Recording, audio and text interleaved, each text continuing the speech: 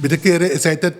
tarea de gobierno nuevo que te va a cinta, con lo cual seguramente el sindicato topa lo va a pedir ministro-presidente una reunión arriba el tópico aquí y nos espera, con lo cual nos podemos un contesta satisfactorio de gobierno nuevo que vai sinta, con nos vai resolver el problema ng arquitectura. Nós tomamos nota do landspaket disponível no momento que o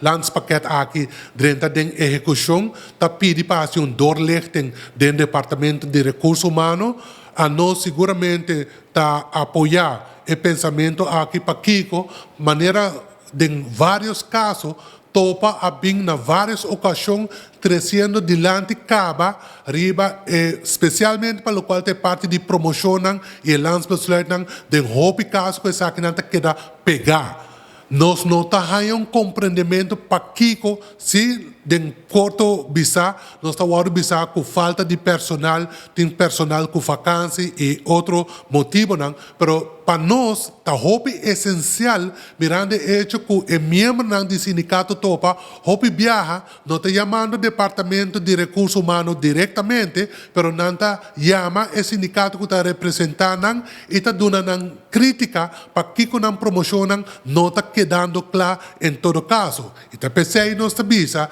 não tem coisa que começar a nem ayer, está coisa de basta tempo que está tomando lugar e me querer de caso aqui, pensei de nós banda, nos por visa que nós está de acordo, lo qual está não somente é doorlichting que tem que tomar lugar no Departamento de Recursos Humanos, pero com possivelmente nós lo podemos resolver o problema não reinando atualmente, para o qual está